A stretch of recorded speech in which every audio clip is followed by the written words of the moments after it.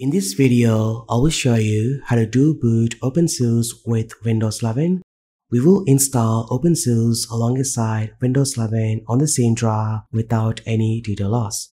However, it's highly recommended that you back up your important files to the cloud or external drive. This is a complete step-by-step tutorial on dual booting Windows 11 with OpenSUSE. Now be sure to watch the video until the end to avoid any confusion. Also, don't forget to check out the description for more valuable information. The only requirements of this video: you must have Windows 11 running on your PC or laptop. You will need an empty 8GB or larger USB flash drive to create a bootable disk with OpenSUSE. And lastly, you need to reserve at least 50GB of free space on your drive. That being said, moving into step number 1. Before installing OpenSUSE, it's recommended to create a system restore point on your Windows computer. Now go ahead and search for Create Restore Point and open it. This tool allows you to take a snapshot of the current system state. If something goes wrong with OpenSUSE installation, you can use this backup to restore your system back to the normal state.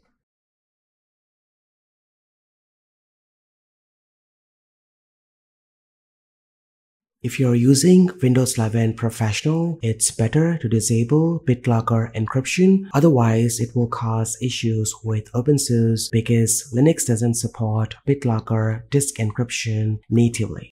This means that Linux cannot unlock BitLocker encrypted drives by default. In my case, I'm using Windows 11 Home Edition and this feature is disabled permanently. Now go ahead and search for Disk Manager and open it.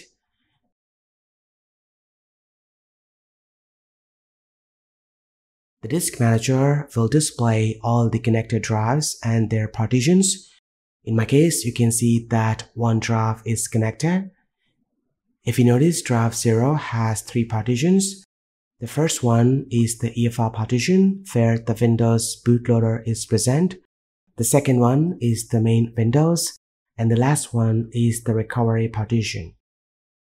I will shrink the C drive to create a free space for OpenSUSE. Right-click on the C drive, select Shrink Volume, and allocate at least 50GB. You have to type the value in megabytes, so it's recommended to use the calculator. For example, if I want to allocate 200GB for OpenSUSE, I have to multiply 200 times 1024 to get the value in megabytes. Now go ahead and type the value over here and click on Shrink. This will create unallocated free space. Now we have successfully created a free space for OpenSUSE. Now go ahead and open your web browser and go to the official website of OpenSUSE. You will see 2 editions, Tumbleweed and Leap. Tumbleweed is a rolling release, meaning it continuously receives updates and always offers the latest software. In contrast, Leap follows a fixed release model with periodic major updates, making it more stable but offering older software compared to the Tumbleweed. Now, Tumbleweed is ideal for users who want cutting-edge software, while Leap is better for those who prioritize the stability. I will go with Tumbleweed. Then click on Download. Select the Intel or AMD 64-bit offline image and click on the download button to start downloading the ISO file. While it's downloading, head over to the second link and download Rufus, which we will use to create a bootable USB. You can also use Etcher or Fantoy. Once both files are downloaded, place them on your computer for easier navigation. Then double-click to open Rufus. Connect your USB drive to your computer. Select the USB device and import the OpenSUSE ISO. I'm going to choose the partition scheme as GPT, as this laptop uses UEFI BIOS mode with the GPT partition scheme.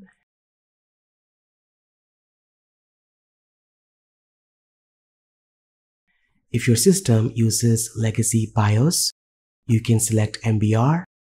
Now go ahead and follow the prompts and accept to start creating a bootable USB with OpenSUSE. Now this will take some time depending on the writing speed of your USB drive.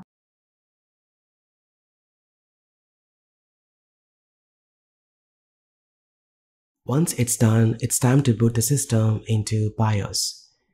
You can turn off the PC and boot into BIOS settings using the keyboard shortcut based on your motherboard. Now mostly it could be F2, F9 or Escape key. On this HP laptop, I press the Escape key to bring up the startup menu, then press F10 to enter the BIOS.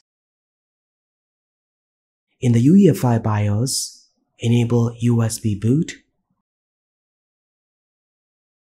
then disable secure boot and change the boot order by setting the USB drive as primary device.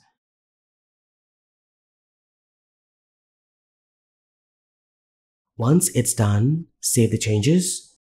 Now your system will boot into OpenSUSE from the USB drive.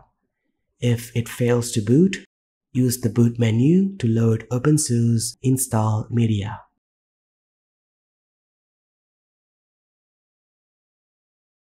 After booting into the OpenSUSE live session, set the system language and keyboard layout.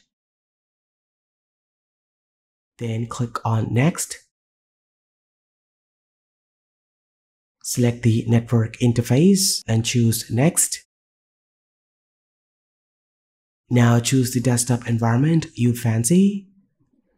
I'm going with KDE Plasma and proceed. Now the installer will suggest the automatic partitions using the free space we created earlier, which is useful for beginners. However, I will be creating a manual partitions for this tutorial. Just go ahead and click on Expert Partitions, then start with existing partitions. Now on the left, choose your drive. In my case, it's NVMe 0N1. You will see the Windows partitions and unallocated free space. Let's go ahead and create a 3 partitions for OpenSUSE. The first one is going to be the EFI partition. Go ahead and select the root drive. Click Add Partition and allocate 1 gig.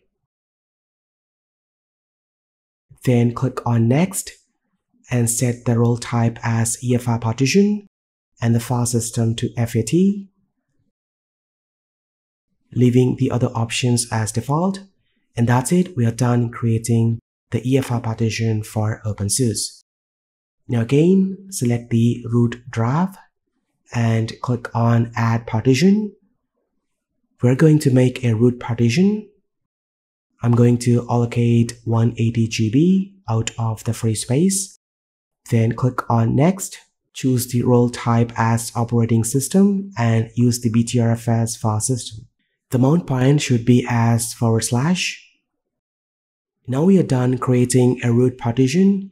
And lastly, we need to create a swap partition. Select root drive, click Add Partition, allocate the remaining free space, select swap as the role type, and leave everything else as default. And that's it, we are done creating a 3 partitions for OpenSUSE. Now click on Accept. Choose your time zone, create a user account, and click on Install.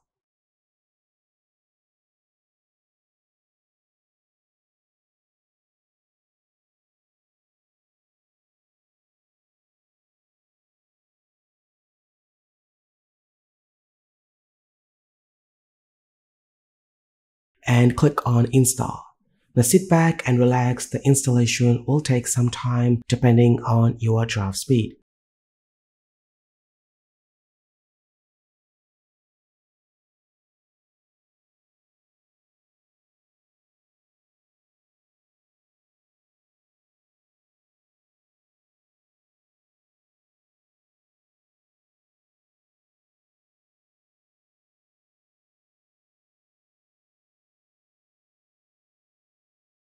Once it's done, it will restart your computer and remove the bootable media.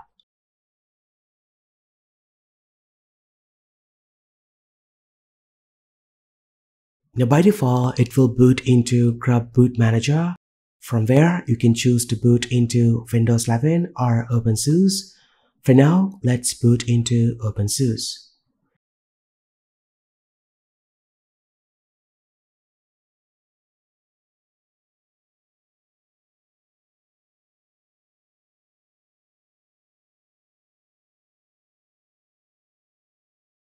Now inside OpenSUSE, open the terminal and run this command to edit the Grub configuration file and change the default Grub timeout limit to 30 seconds. Once it's done, save the changes by pressing Ctrl+O and exit with Ctrl+X. Now type this command to update the Grub configuration.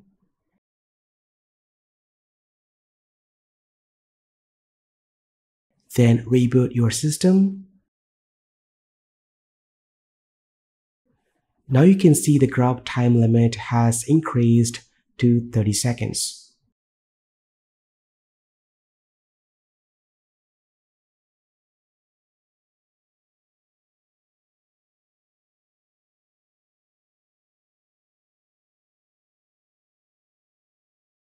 As a bonus part of this video, if in case you don't like OpenSUSE and decide to uninstall it, reboot your system back to Windows 11.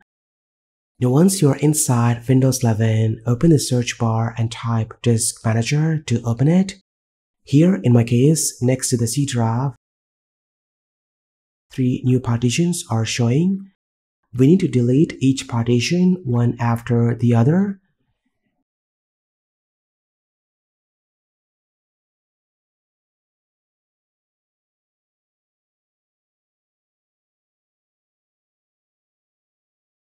Now as you can see, I have deleted swap and root partitions and there's no option to delete the OpenSUSE EFI partition. Well, it's expected and we're going to take a command prompt help to remove this partition. To do so, go ahead, open a command prompt and run as administrator. Now inside the command prompt, type diskpart, then type list disk. This will show all the drives connected to my PC. Now as you can see, drive 0 is the only drive connected to my computer where Windows 11 are present. I'm going to go ahead and select this drive by typing select disk 0. Now I'm going to type list partition to view all the partitions of this drive. If you notice carefully, partition 5 is the OpenSUSE boot partition, which we failed to delete from the disk manager, which is this one. Now as you can see, it's around 1000 megabytes. We're going to go ahead and delete this partition. To do so, type this command to select this partition. Make sure you have selected the proper partition.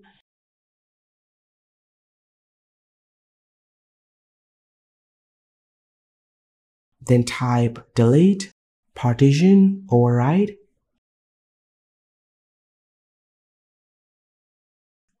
And press enter. Now as you can see, under the disk manager, it's now deleted and we gain back the free space. Now you can use this free space and merge back to the Windows 11. And that's it, OpenSUSE has been successfully removed. Now restart your computer. It should boot your system directly into Windows 11 without any boot issues. This is how you properly set up a dual boot on your Windows computer with OpenSUSE. And that's pretty much it. What do you guys think about it?